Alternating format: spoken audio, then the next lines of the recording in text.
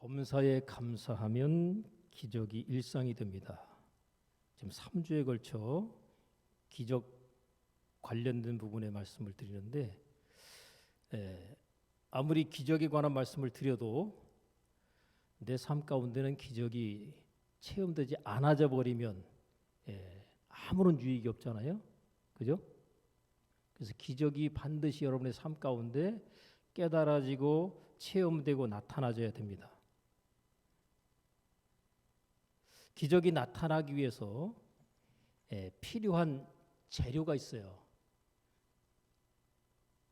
가장 중요한 것이 믿음인데요. 오늘 기적이 일어나는데 필요한 재료를 여러분들이 너무나 잘 알고 있는 내용이지만 말씀을 드려야 됩니다.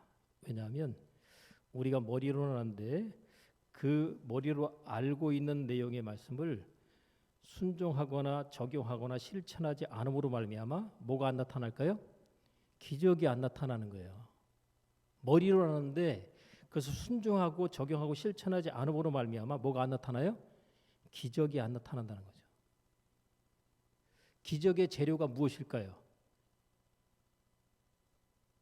오늘 말씀에 근거하면 기적의 재료가 무엇일까요? 감사합니다. 범사에 감사하면 기적이 일상이 됩니다. 라고 하는 거 여러분 머릿속에다 딱 집어넣고 내 삶 가운데 그냥 기적 같은 일들이 날마다 느껴지고 깨달아지고 체험되고 나타나기 위해서 나는 뭐만 하면 된다? 내 삶 가운데 전부 일어난 일들에 대해서 감사로 내가 고백하고 표현하면서 나가면 기적 같은 일들이 여러분의 삶 가운데 나타나고 체험이 될 것입니다. 그래서 여러분들이 범사에 감사하면 기적이 일상이 된다. 범사에 감사하면 기적이 일상이 된다. 범사에 감사하면 기적이 일상이 된다. 이걸 갖다 여러분들이 계속해서 머릿속에 세뇌하듯이 반복적으로 이 말을 갖다 계속 여러분들이 시간 될 때마다 되새기면 내가 주어진 상황 속에서 이때 이거 감사를 해야 되나 할 때 범사에 감사는 뭐예요? 모든 내 삶 가운데 일어나는 모든 일들에 대해서 감사를 일단 고백하고 표현하는 것으로부터 기적이 나타난다 그러니까 그렇게 하시면 돼요. 왜냐하면 하나님께서 우리에게 주신 말씀 가운데 범사에 감사하라. 그 다음에 뭐예요? 이는 그리스도 예수 안에서 너희를 향하신 하나님의 뜻이니라.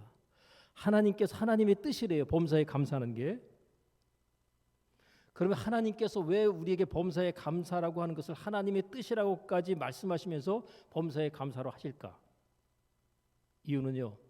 오늘 말씀의 제목을 보면 우리의 일상 가운데 하나님께서 뭐를 나타내시고 싶으셨어요? 우리의 삶 가운데 기적을 나타내 주시고 싶어가지고 뭐 하라는 거예요? 범사에 감사하라. 근데 우리가 하나님께서 기적을 나타내시기 위해서 범사에 감사할 것을 우리에게 말씀하시고 하나님의 뜻이라고 말씀하지만 우리는 범사에 감사하지 않으면서 기적의 체험이 삶 가운데 경험되지 못하는 가운데 하나님이 정말 계신가? 계시다면 왜 내 삶 가운데 이렇게 하나님의 역사가 나타나거나 체험되지 못할까? 라고 하면서 물음표를 찍으면서 교회는 계속 다니고 예배는 계속 나오고, 그죠? 그리고 예수 믿고 직분자는 되었음에도 불구하고 여전히 뭐예요? 하나님이 일상 속에 역사하시는 기적은 나타나지 않고 있다는 거죠. 자, 오늘 하나님의 말씀을 여러분들이 집중해서 들으시는 가운데 성령의 깨닫게 하시는 역사를 통해서 여러분의 삶 가운데 범사에 감사하는 삶을 내가 나의 삶 가운데 결단하고 어떻게 되겠다? 습관이 되도록 만들어야 되겠다라고 여러분들이 고백하시면서 결단하셔야 됩니다. 범사에 감사하는 것이 뭐가 되면 습관이 되면 기적은 어떻게 되겠어요? 그냥 따라 나타나는 거예요. 근데 우리가 범사에 감사하는 것이 습관이 됐을까 안 됐을까요? 당연히 안 됐죠. 그죠? 그러니까 기적이 안 나타나는 거예요. 나타나도 어쩌다가 소가 뒷걸음질 치다가 쥐잡던 식으로 그런 식으로 한번 나타나면 할렐루야 막 감격해가지고 어쩔 줄은 몰라요. 근데 그것이 내 삶 가운데 일상적으로 나타날 수 있다라고 하는 것은 범사에 감사하는 것을 내 삶 가운데 내가 결단하고 습관을 내 몸에 장착하면 그렇게 되어진다.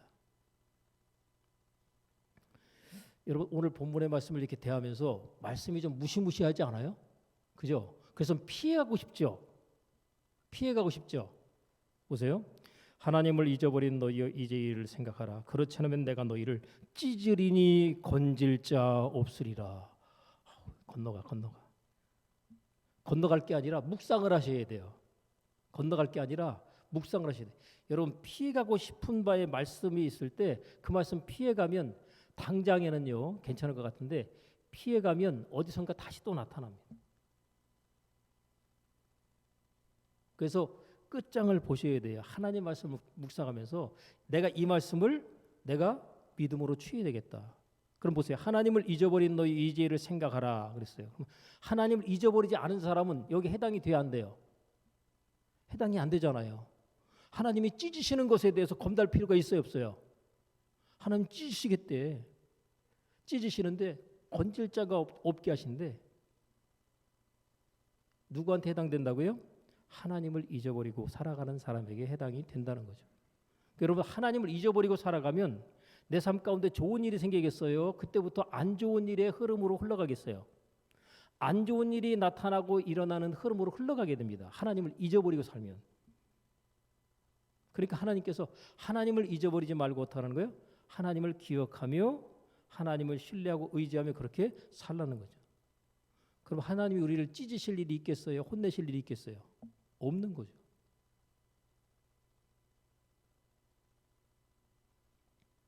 그런데 저는 오늘 이 말씀을 어떻게 읽었냐면 제게 느껴지는 감동과 깨달음으로 이렇게 읽었습니다. 하나님을 잊어버린 너희여 그랬는데 여기서 하나님을 잊어버린 너희여가 뭐로 대치가 됐는가 하면 감사함을 잊어버린 너희여 이렇게로 제 마음 가운데 깨달음이 왔어요. 그래서 오늘 말씀의 제목이 범사에 감사하면 기적의 일상이 됩니다라는 거죠. 자, 하나님께서 나와 함께 계신다는 사실을 우리가 순간순간 잊어버리잖아요. 그죠? 잊고 살잖아요. 함께 하신다는 약속은 있어도. 근데 우리가 범사에 감사하는 것도 많이 잊어버리고 놓치고 삽니다. 하나님을 잊어버리고 살아갈 때에 내 삶 가운데 어려움이 찾아오는 것처럼 감사함의 삶을 놓치고 잊어버리고 사는 삶 가운데 어떤 일이 생기겠어요? 내 삶 가운데 어려움과 위기 상황들이 나타나겠죠. 감사함을 놓치고 살면 내가 원치 않는 것의 결과들이 나의 삶 가운데 나타나면서 나를 힘들게 하고 괴롭게 하고 고통스럽게 만듭니다. 그러나 감사함에 우리가 깨어 있으면 하나님께서 우리 인생과 삶 가운데 아름다운 역사와 일들을 그 인생과 삶 가운데 나타내시게 되는 거죠. 골로새서 4장 2절에 보면 기도를 항상 힘쓰고 그 다음 말이 궁금하죠. 기도에 감사함으로 깨어 있으라. 기도하는데 뭐 함으로요? 기도를 하는데도 그냥 기도만 하지 말고 기도에 있어서 감사함으로 깨어 있으랍니다. 자, 아무것도 염려하지 말고 오직 모든 일에 기도와 간구로 너희 구할 것을 어떻게 아뢰라고요? 감사함으로 아뢰라.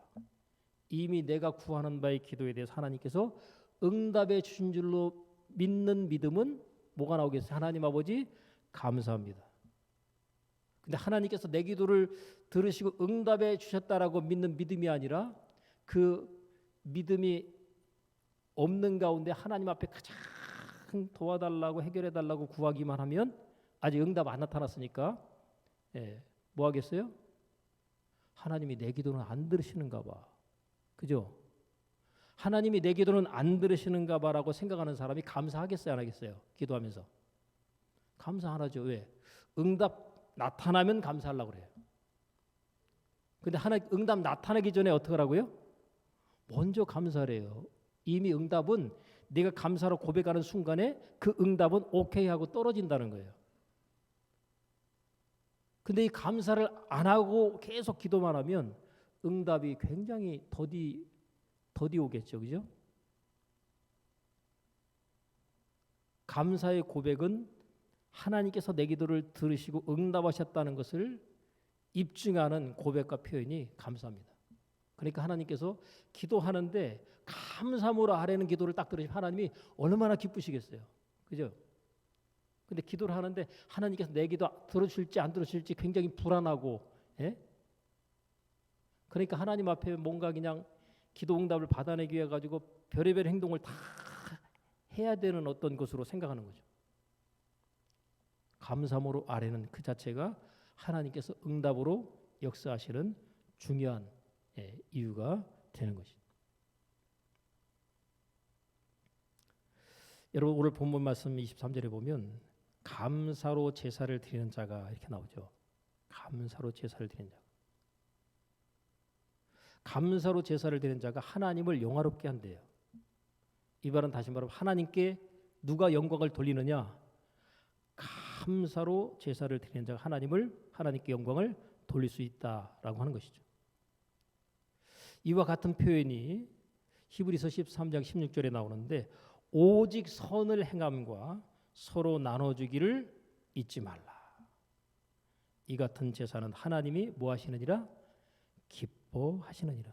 그 하나님이 기뻐하시는 제사를 드렸다고 가정하면 하나님이 내가 한 어떤 행동에 대해서 하나님이 기뻐하신다 그러면 어떻게 하시겠어요? 하나님께서 거기에 대한 반드시 보상으로 역사하시겠죠. 그죠?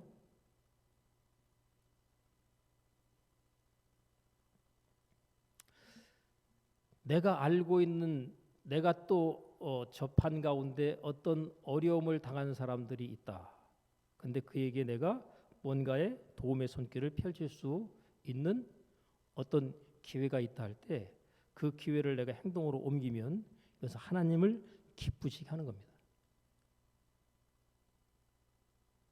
특별히 어려운 자들과 가난한 자들, 소외된 자들, 힘없는 자들, 그들은 모든 사람이 다 할 수 없겠지만 내가 할 수 있는 한도와 여건 안에서 그들을 내가 돕고 그들에게 나누고 베푸는 그런 일들을 하게 되면 이것은 다 하나님께 꾸어드리는 일이 돼요.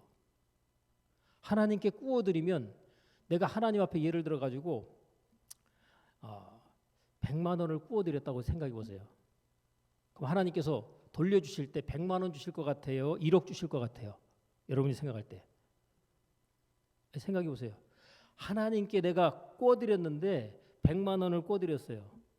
근데 나중에 하나님께 주실 때 야 100만 원 하고 그대로 줄까요? 넘치도록 주실 것 같아요. 주라 그리하면 너에게 줄 것이니 곧 후히 되어 누르고 흔들어 넘치도록 하여 너에게 안겨 주리라. 근데 이게 나누고 베푸는 손이 가려고 할 때 뭐예요? 아깝고 인색한 생각이 들까 안 들까요? 들죠. 근데 그게 그냥 뿌리는 게 아니라 심는 거예요. 흩어져 버리는 게 아니라 심는 겁니다. 여러분 많은 사람들이 투자를 하잖아요. 투자를 왜 합니까? 더 많은 것을 내가 얻기 위해서 투자를 하는 거예요. 근데 주의 이름으로 나누고 베푸는 이 구제와 선교의 행위는요. 뭐예요? 이것도 하나님 앞에 투자하는 겁니다. 말하자면. 왜냐하면 그들을 돕는 것, 그들을 섬기는 것 그 자체가 뭐예요? 하나님께 꾸어드리는 것이 되기 때문에 하나님께서 반드시 갚아주시겠다고 약속하고 있어요.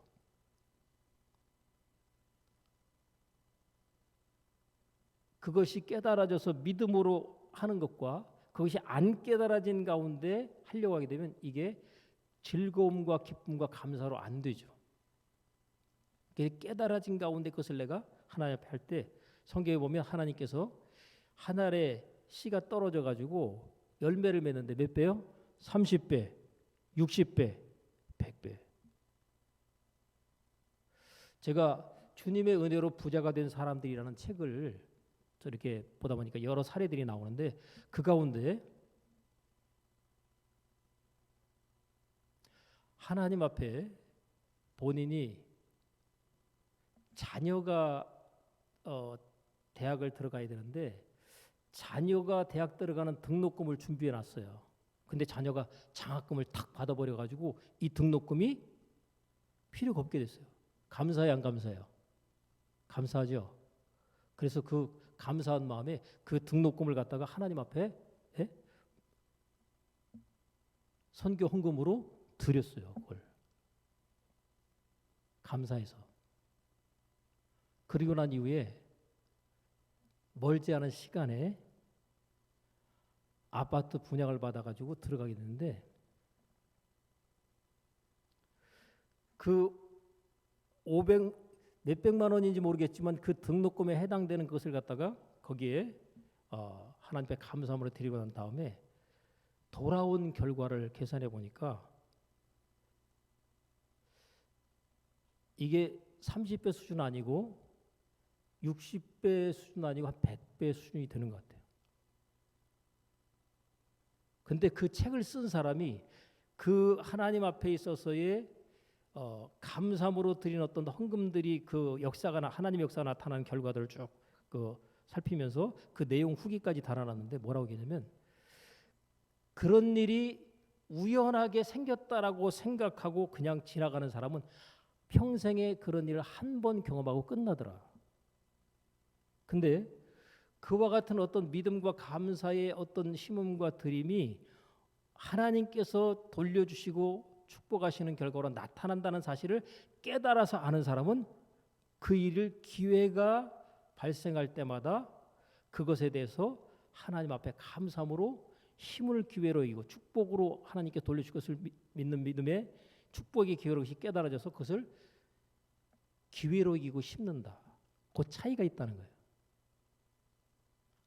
아예 감사함으로 드리지 못한 사람은 그런 기회도 없죠. 그죠? 하나님이 축복하시려고 해도 축복하실 기회가 없는 사람이 있는가 하면 그것이 꾸준한 일상이 되어져 버리게 되면 꾸준하게 하나님께서 그의 삶과 인생 가운데 돌보시고 책임지시고 축복하시는 역사들이 그의 인생과 삶의 평생에 나타나게 되어 있는 겁니다.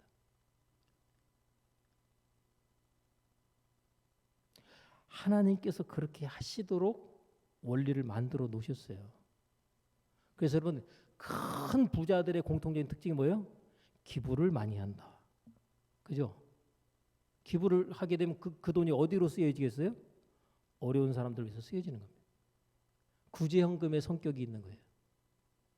그래서 예수 믿는 우리들은 구제와 선교라고 하는 쪽에 있어서 그 물질을 흘려보내는 것과 함께 하나님께서 그의 삶을 축복하시는 결과들이 함께 역사하고 나타납니다.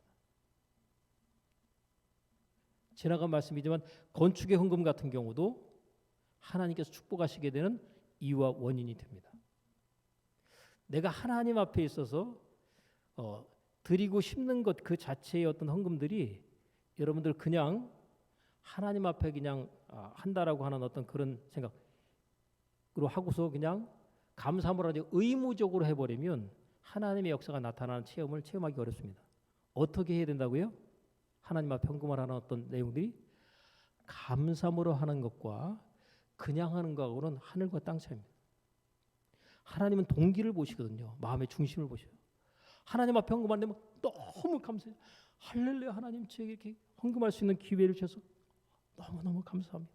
이렇게 하는 사람은 이거를 해야 되나 말해야 되나 얼마나 그 결국은 했어요.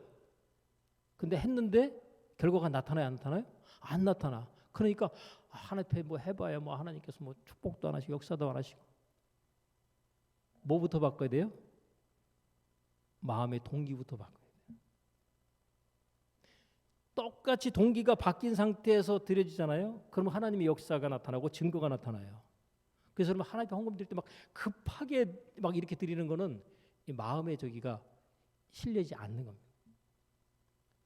준비된 예물 있잖아요. 예?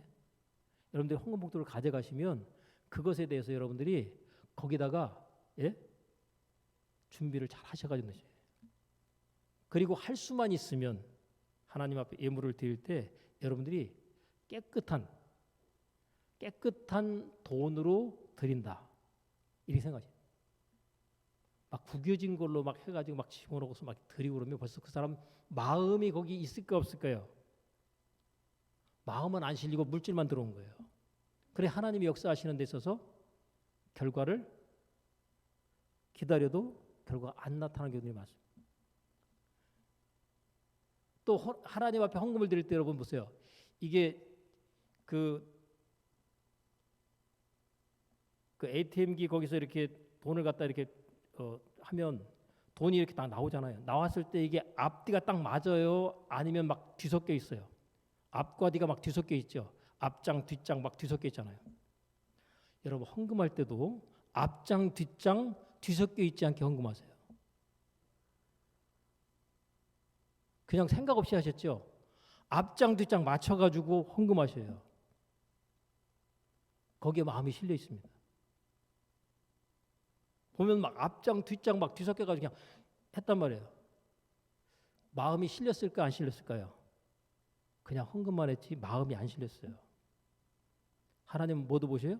진짜 하나님께서 어떤 때는 모든 것에 관대하시지만 또 때로는 엄청나게 꼼꼼하게 하나님께서 보시는 부분들이 있습니다.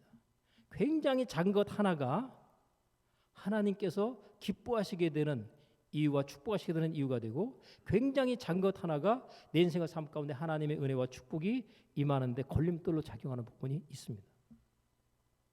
평소에 덜렁덜렁해도요 하나님 앞에 뭔가 내가 하려고 할 때 진짜 마음을 담아서 감사함으로 거기에 어떻게 하면 하나님께서 더 기뻐하실까라고 생각하시면서 헌금하는 것도 굉장히 중요합니다. 예배할 때도 여러분들이 하나님께서 내가 예배할 때 어떻게 하면 하나님께서 기쁘시게 예배를 받으실까 이걸 생각하시면서 하셔야 돼요. 그래서 찬송할 때 여러분 그냥 설렁설렁 이렇게 하잖아요. 하나님께서 기뻐하실까 안 하실까요? 안 기뻐하시죠. 그 얘기는 다시 말하면 하나님께서 기뻐하지 않는 예배를 드리면 하나님께서 받으신 예배가 아닙니다. 그래서 여러분 성경에 보면 구약 성경에 보면 연랍이라는 말이 많이 나오죠. 연랍. 하나님께서 연랍하셨더라. 그래서 아벨의 제사는 하나님께 연락하시고 가인의 제사는 하나님께 연락하지 않으셨다. 열자가요 기쁠 열자에 우리가 이제 받는다고 그러잖아요. 우리가 세금 같은 게 납세라고 그러는데 받는 기쁘게 받으셨더라 이게 되는 거예요. 근데 연락하지 않으셨 기쁘게 받지 않으셨더라. 그러면 내가 하나님 앞에 한 게 뭐예요? 무효가 되는 거예요. 여러분 일을 하고 난 다음에도 성과가 나타나야지 일을 하고 난 다음에 성과가 안 나타나면 뭐예요? 일한 것이 의미가 없는 거죠. 예배 드렸는데 예배 드린 성과가 안 나타나면 예배 드린 자체가 의미가 없잖아요. 여러분들 예배 드리고 난 다음에 막 오늘 막 은혜가 막 넘쳤다 이러고 나가는 사람이 있는가 하면 예배 드리고 나면 아무것도 예배 끝났다 이렇게 나가는 곳으로 그냥 아이고 예배 끝났네 하고 그냥 예배 끝난 자체에 속이 시원하고 끝났다고 좋아서 나가버리면 아무런 의미가 없는 거예요. 그런 예배는 평생에 드려도 뭐예요? 하나님의 역사가 나타나지 않는 거죠. 그러니까 하나님 앞에 우리가 예배 드릴 때 신령과 진정으로 예배할 때가 오나니 곧 뭐예요? 이때라. 그러니까 여러분들이 반복되는 어떤 그런 주기적인 어떤 예배를 드리면서 오늘 이 시간 이때에 내가 은혜를 받겠다라고 하는 마음의 각오가 결단하지 않으면 은혜가 부어지거나 임하기가 어렵다.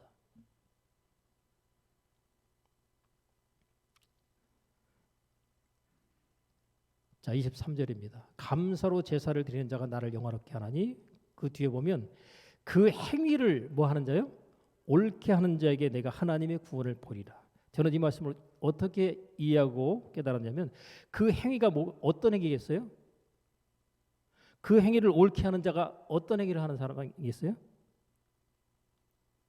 감사로 제사를 드리는 자가 하나님을 영화롭게 하니까 그 행위를 옳게 하는 자를 해석해 보면 범사에 감사하는 일상의 삶을 사는 자에게 내가 하나님의 구원을 보이리라. 이 하나님의 구원은 하나님의 기적을 나타내리라. 그렇게 이해해도 무방하겠죠. 그죠? 그러면 내가 감사로 제사를 드리는 것이 하나님을 영화롭게 하고 하나님께 영광을 돌리는 것이라면 내가 범사에 감사하는 삶을 일상 속에 살게 되면 하나님께서 하나님의 구원, 하나님의 기적을 나의 삶 가운데 보여 나타내 주시겠다라고 약속하고 계시는 겁니다. 야, 신난다. 이제 내 삶 가운데 무슨 일이 나타날 거예요? 이제 기적이 나타나는 것이 내 일상이 되다니. 와, 기적이라는 게 우리가 어쩌다가 한 번만 나타나도 와 뭐 이러는 건데 그게 일상이 된다고 할 때 이게 얼마나 신나는 일이겠습니까?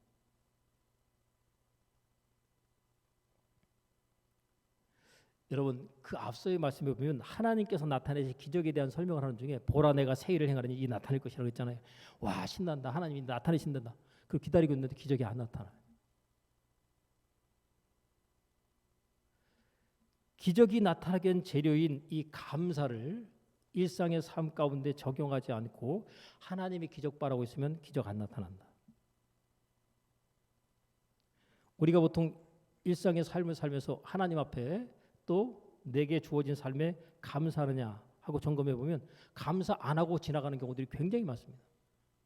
여러분 감사하지 않고 당연하게 여기죠. 여러분 당연하다고 여기면 감사해요 안 해요? 당연하다고 여기면 감사를 하죠. 여러분이 정상적으로 지금 호흡하고 있는 것에 대해서 감사가 느껴지지 않죠. 근데 인공호흡기를 끼고 중환자실에 들어 누워 있는 사람, 이 사람은 가장 급한 게 뭐예요? 호흡기 떼고 자기 스스로 호흡하는 거예요. 그죠? 그러면 중환자실에 들어가 있다가 호흡기를 딱 떼고 자기 스스로 호흡을 정상적으로 할 수 있게 된다. 그럼 어떻게 하겠어요? 이 사람이요?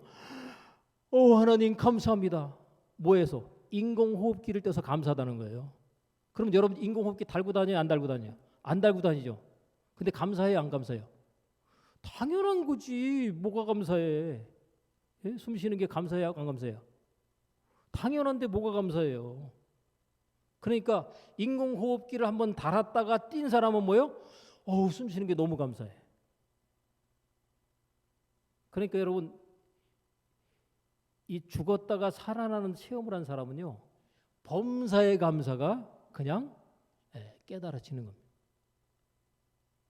그래서 여러분 죽음 직전까지 갔다가 아니면 죽었다가 다시 살아나는 이런 사람들의 삶을 보면요 나는 내 인생은 뭐예요? 이제 보너스로 사는 거다. 덤으로 사는 거다. 그러니까 모든 게 감사한 거예요. 그런 위기 상황 가운데 가기 전까지는요 뭐 별의별 갖고 뭐 사내 못 사느냐고 지지고 볶고 난리치고 맨날 불평불만하고 막 그랬단 말이에요. 근데 죽음 직전까지 갔다가 다시 살아 돌아오면요 그거 별것도 아닌 것 같고 지지고 볶고 싸우고 난리 내가 왜 이랬던가 그냥 그런 것들 다 문제 삼지 않고 살아갈 수 있게 되는 겁니다. 여러분 숨 쉬는 것 이거 하나님께서 주신 은혜입니다. 정상적으로 숨쉬게 하는 것 내가 지금 보고 있는 것 있잖아요. 볼 수 있는 것 이것도 하나님께서 주신 은혜예요. 내가 지금 정상적으로 걷고 있는 것도 뭐예요? 하나님의 은혜입니다. 내가 음식을 갖다가 맛있게 먹을 수 있는 것도 하나님의 은혜인 거예요. 하나님께서 우리에게 거저 주신 바의 은혜들을 떠올리고 그것이 깨달을 때마다 뭐예요? 하나님 아버지 뭐예요? 감사합니다. 하나님께 감사. 첫 번째. 두 번째는 누구에게 감사해야 되겠어요? 감사의 대상이 나와 함께하는 가족이 뭐예요? 감사의 대상이에요. 근데 감사의 대상으로 여겨지지 않고 갈등과 불화 속에서 나를 힘들게 하고 고통스럽게 하는 대상이 가장 가까이 든 가족이 되어서 살아가는 이런 경우가 없지 않아 있단 말이에요. 여러분 그 대상이 없으면 속이 시원할 것 같죠? 없어 보세요. 속이 안 시원해요.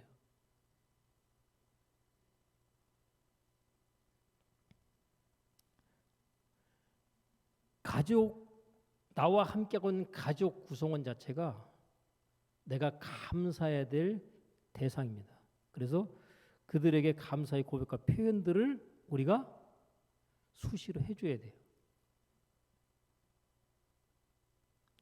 우리가 감사하지 못하는 많은 이유들이 뭐냐면 비교하기 때문에 감사를 놓쳐버립니다. 그죠? 감사를 딱 하려고 보니까 나보다 저 사람은 더 환경과 상황과 조건이 훨씬 좋아. 그러니까 그 사람 딱 보고서 뭐예요? 감사해요, 불평해요? 불평해요. 그러니까 부인들 입장에서 보면, 예?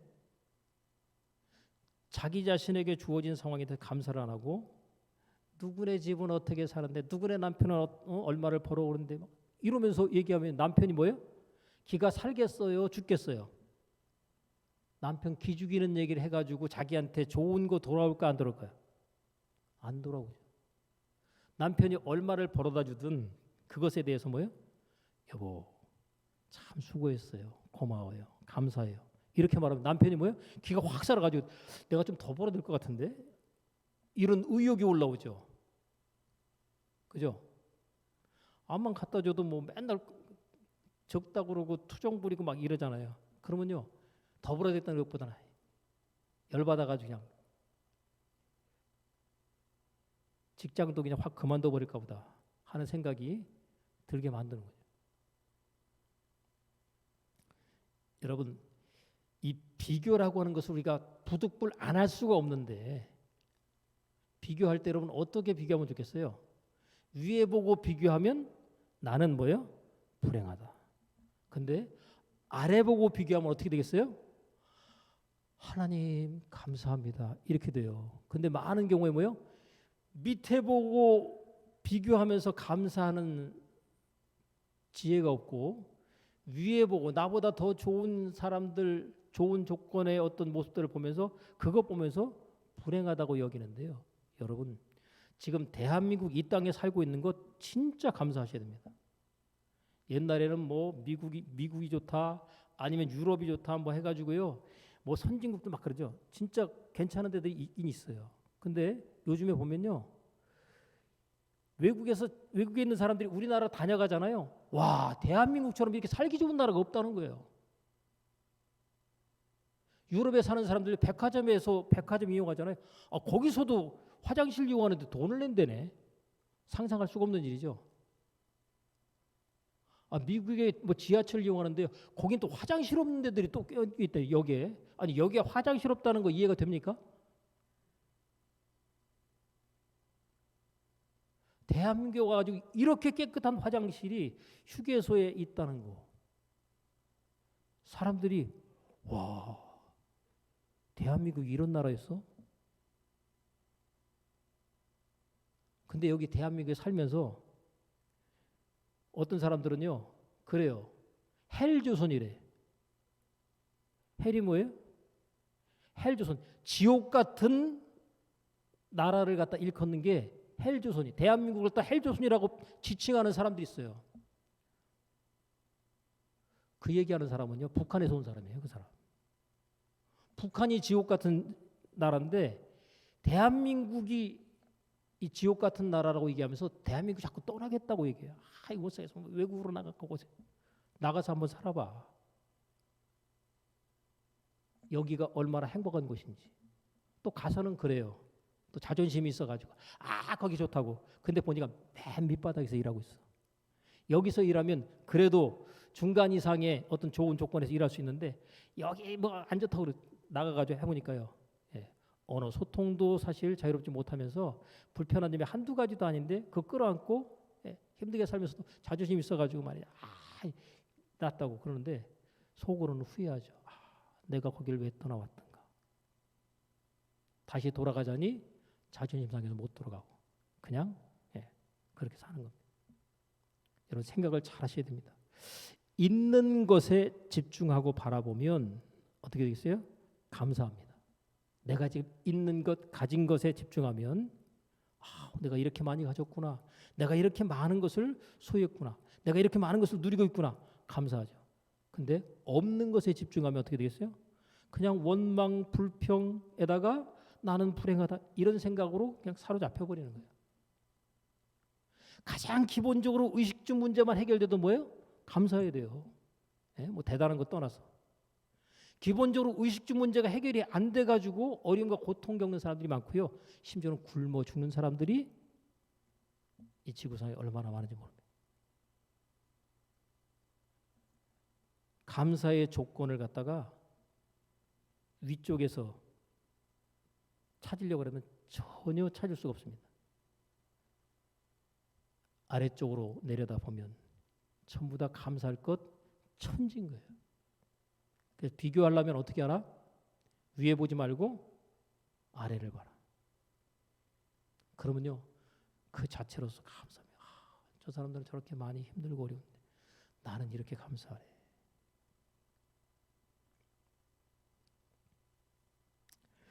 여러분, 제가 이제 감사를 하다 보니까 요즘에 감사를 의도적으로 하려다 보니까 제일 감사한 사람이 저는요, 쓰레기 갖다 버리러 갈 때마다 환경미화원에 대한 감사의 묵념, 감사의 고백을 꼭 하게 되더라고요. 쓰레기들이 엄청나게 나오잖아요. 근데 또 쓰레기를 갖다 좀 잘 이렇게 해가지고 버리는 사람들이 많으면 좋겠는데 버릴 때 막 아무렇게나 막 버리는 거예요. 그런 쓰레기를 갖다 다 처리해 주는 분, 대통령에 대한 감사보다 환경미화원이 훨씬 더 감사하더라고요. 가장 음지에서 힘든 일 하는 분들, 그분들이 제대로 된 대우를 갖다가 충분하게 받지 못하고 있는 그분들, 근데 그분들이 없으면 이 세상이 제대로 돌아가겠나? 쓰레기 넘쳐나는 대란으로 난리 나겠죠. 하여간 음지에서 수고하고 일하는 분들, 그분에 대한 고마움을 우리가 잊지 말아야 되는 것이죠. 그래서 저는 이제 요즘에 차에 대해서도 감사해요. 차 타고 나갈 때 오늘도 또 어디 갈 수 있도록 내가 지금 하려고 그러는데 또 이렇게 차를 타고 갈 수 있도록 해서 고맙다. 갔다 오고 난 다음에 수고했어, 고마워 하고서 딱 하면요, 기분이 차가 좋은 게 아니라 내가 좋더라고요. 차가 수고했으니까 고마워요, 안 고마워요? 고맙잖아요. 또 당연하다고 또 생각해버리면 감사할 것도 고마울 것도 아무것도 없어요. 근데 내가 어디를 가야 되는데 이 차를 이용해서 갔다 왔어요. 고마워요, 안 고마워요? 고맙잖아요. 그러니까 당연하다고 생각하면 고마울 것 없지만 차한테 고맙다고 고백하고 표현하는 것 자체를 통해서 내가 기쁘고 즐겁더라고요. 우리의 삶의 주변에 있는 모든 것들이 나를 위해서 소용되고 쓰여지는 그 모든 것들 감사하죠. 의자 앉고 있는데 여러분, 의자에 앉아서 의자가 감사해요, 안 감사해요? 의자에도 감사하셔야 돼요. 감사하면 얘들이 모를 것 같죠? 다 느낀다니까요. 하나님께서 모든 사물들이 전부 다 표현을 못하는 가운데서 다 느끼도록 해놓으셨어요. 여러분들이 감사의 횟수가 많아지면 많아질수록 여러분의 삶 가운데 하나님께서 감사의 일들로 그 일들이 여러분의 삶 가운데 경험되도록 하나님께서 준비해놓고 계십니다. 자, 꼭 기억하십시오. 하나님은 나에게 안 좋은 것을 뭐하지 않는다? 주시지 않는다. 이걸 꼭 기억하세요. 하나님은 나에게 안 좋은 것을 주지 않는다. 내 삶 가운데 어떤 일이 생겼어요. 근데 내가 원치 않는 일이 주어졌어요. 원하는 거예요? 안 원하는 거예요? 원하지 않는 거예요. 그럴 때 어떻게 생각하시라고요? 하나님은 나에게 안 좋은 것을 주시지 않는다. 안 좋아 보이는 것을 갖다가 이렇게 뒤집으면 어떻게 된다고요? 그게 내가 원하는 것, 바라는 것이 그 뒤에 감춰 있고 숨겨 있는 거예요. 그러니까 안 좋아 보이는 것으로 오더라도 뭐예요? 이것은 뒤집으면 좋은 것으로 바뀐다. 근데 이거 뒤집는 걸 누가 뒤집어요? 내가 뒤집는 겁니다. 내가 뒤집는 거예요. 내 인생에 위기가 왔어요. 그러면 위기는 뭐예요? 다른 말로 말하면 위기는 뒤집은 기회인 거예요. 그래 내 삶 가운데 내가 원치 않는 일에 경험을 했을 때 그것 자체를 놓고 하나님 앞에 원망할 때 하나님께서 나에게 절대로 안 좋은 것을 주실 리가 없는데 이것을 주셨다면 내가 이것을 갖다가 하나님께 주신 좋은 것으로 내가 바꾸겠습니다 하고 뒤집기를 하세요. 그러면요, 안 좋아 보이던 것이 좋은 것으로 바뀝니다. 하나님 아버지, 나 그거 원치 않는 것으로 생각했는데 그것 때문에 내가 이렇게 좋은 결과를 얻게 됐습니다. 그래서 여러분, 똑같은 돌이 앞에 있어도 어떤 사람은 그 돌에 걸려 넘어져요. 무슨 돌이에요? 걸림돌. 그죠? 어떤 사람은 돌이 있는데 그 돌을 갖다 밟고 디딤돌로 해가지고 치고 올라가죠. 뭐예요? 디딤돌. 아니 돌은 똑같이 있는데 어떤 사람은 걸려 넘어진다니까요. 어떤 사람은요? 그 돌을 딛고 올라가게 돼 디딤돌이 돼요. 내 인생과 삶 가운데 내가 원치 않는 어떤 것이 주어졌을 때 이것은 뭐다? 걸림돌이 아니라 뭐다? 디딤돌이다. 이렇게 생각하시고 그 상황 속에서 감사를 잃지 않으셔야 됩니다. 하나님, 내 삶 가운데 이 상황을 허락하신 것을 감사합니다. 그래서 여러분, 병에 걸렸어요. 감사해요, 안 감사해요? 병 걸렸는데 감사해요, 안 감사해요? 안 감사해요? 아니, 범사에 감사라고 분명히 하나님께서 하나님의 뜻이라고 그러는데 하나님, 저 병 걸려서 안 감사해요. 그럴 거예요. 하나님, 병 걸려서 하나님 아버지, 저 병 걸렸어요. 감사해요. 이렇게 해보세요. 그러면 웃기지 않아요? 내가 말해놓고도 웃기지 않아요? 그죠? 근데 하나님 말씀대로 순종했죠. 그죠? 근데 중요한 거는 왜 감사하냐? 병에 걸렸는데 병에 걸렸다가 나으면요. 어떻게 되겠어요? 감사하잖아요. 감사가 깨달아지잖아요. 그죠? 건강할 때 내가 감사하지 못하고 그냥 당연한 줄 여겼는데 아파 보니까 건강하다는 자체, 아프지 않다는 자체가 이게 얼마나 감사한지 깨달아지거든요. 그래서 여러분, 간증하는 사람들 보면요. 의사가 못 고친다는 죽을 병에 걸렸다가 살아나는 사람들 있잖아요. 그 사람들이 간증하면서 뭐라 그럴 것 같아요? 내가 그 병 걸리지 않았더라면 하나님을 체험하고 하나님 만나지 못했을 터인데 내가 그 병 걸린 것 때문에 하나님을 만날 수 있게 됐으니 하나님, 내가 중한병 걸렸다가 낫게 된 것 감사합니다 하고 감사를 하게 된다니까요. 그죠? 어떤 사람이 사업을 하다가 쫄딱 망했어요. 자, 사업하다 쫄딱 망했어요. 감사해요, 안 감사해요? 하나님 아버지, 사업하다 쫄딱 망했습니다. 하나님 감사합니다. 기뻐하지 못하더라도 하나님 감사합니다의 고백을 고백해야 되는 것은 사업 망했던 사람이 그냥 망했겠어요? 하나님을 잊어버리고 살기 때문에 망했겠어요? 하나님 잊어버리고 살고 하나님 없이 살다가 망했을 겁니다. 그래서 하나님께서 더 같이 하세요? 찢으셨죠. 그죠? 찢으시니까 하고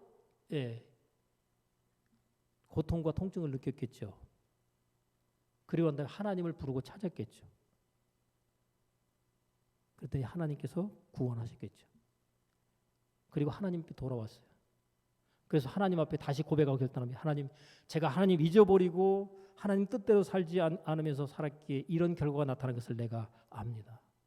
하나님 용서해 주시고 내가 다시 이제는 하나님 잊지 않고 하나님 뜻대로 삶을 살겠으니 하나님 내 인생과 삶을 다시 한번 축복해 주옵소서 하고 기도합니다. 다시 회복이 돼요. 그리고 난 다음에 간증합니다. 뭐라고 간증할까요?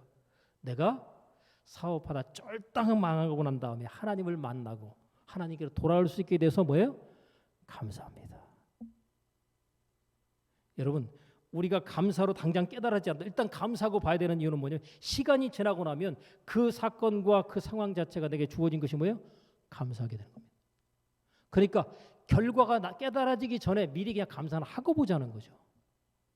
그리고 난 다음에 여러분 생각해 보세요. 그러면 그때 깨달음이 옵니다. 깨달음 온 다음에 감사하면 좀 늦어요.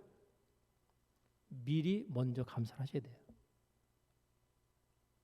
그래서 여러분 아프고 난 다음에 태어난 다음에 하나님 앞에 감사의 물 드리지 말고 언제요? 안 아플 때 감사의 물 드리세요. 안 아플 때. 안 아프게 해주셔서 감사합니다 드리는 게 낫지. 꼭 병원에 가가지고 말이야 여러 날 입원해 있다가 나중에 퇴원하고 난 다음에 그러니까 그때는 감사가 절절히 또 깨달아져요. 그래가지고 하나님 감사합니다. 그리고 이제 건강하고 난 다음에 감사를 안 해요. 그럼 언제 또 이 사람 감사할까요? 또 한번 갔다 와야 돼. 그죠? 또 병원에 한번 갔다 오고 나면 그때 또 감사. 이러면 이건 아니잖아요. 어리석은 거죠. 우리가 신앙생활을 지혜롭게 되는.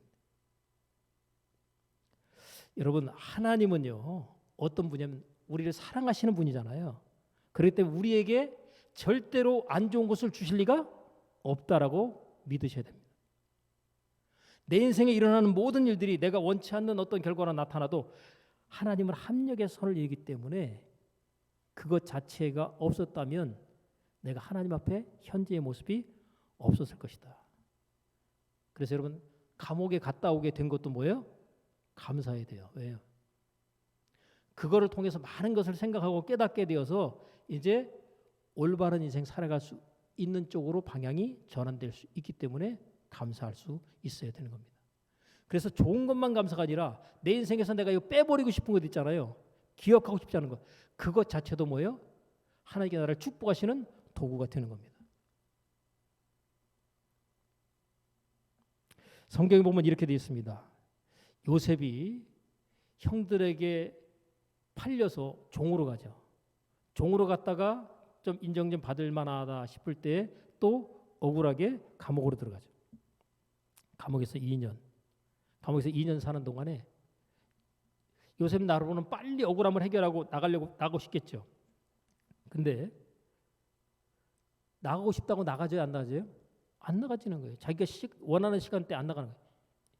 들어갔다가 빨리 나가고 싶었는데 2년을 갖다 거기서 그대로 있게 됩니다.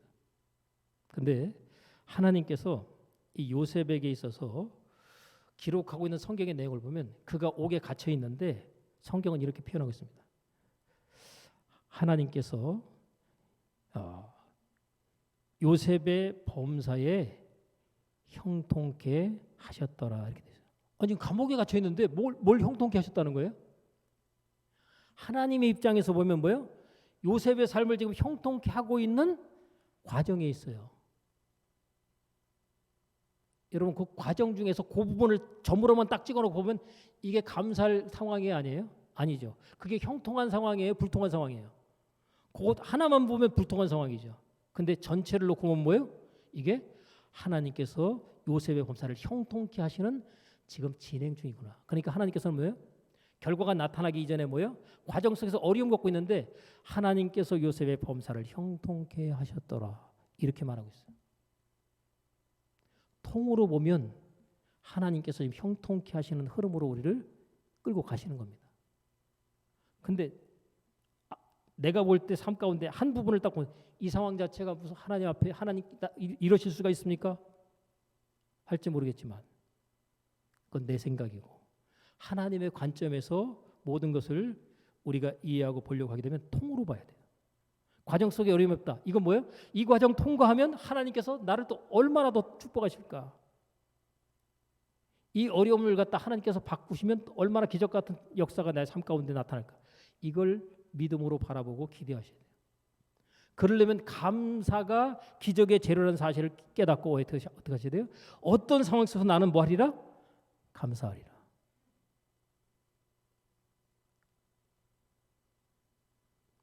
여러분이 원하는 대로 자녀가 흘러가지 않고 더 멀리 하나님께서 멀어져 간다고 생각이 들잖아요.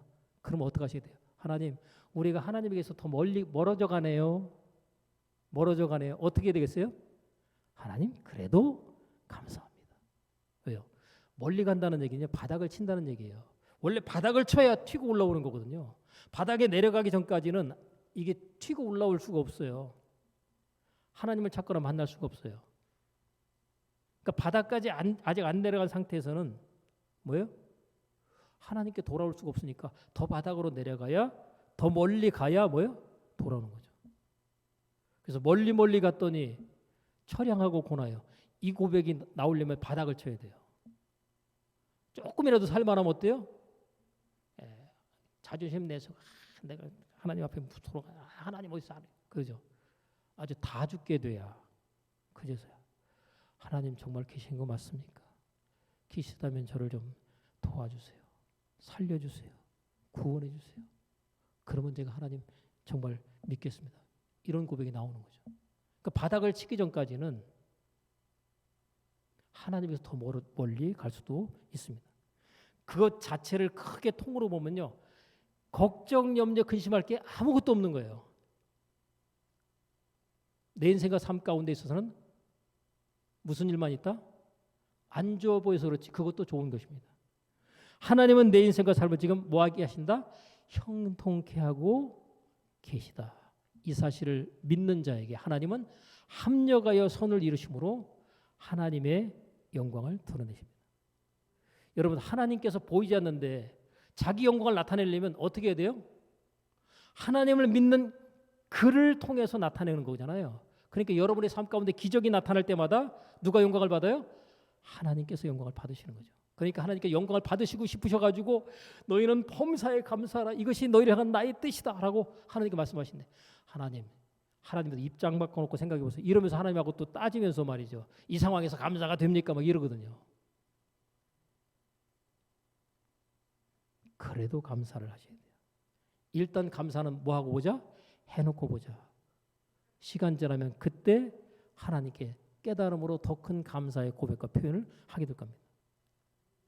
나는 하나님의 영광을 나타내기 위해서 하나님께서 지으신 자입니다. 그러면 내 삶 가운데 감사를 나의 삶 가운데 순종으로 적용하고 습관으로 장착해버리면 나의 삶 가운데 일어날 수많은 기적들을 통해서 뭐예요? 하나님은 영광을 받으시게 되는 것이죠.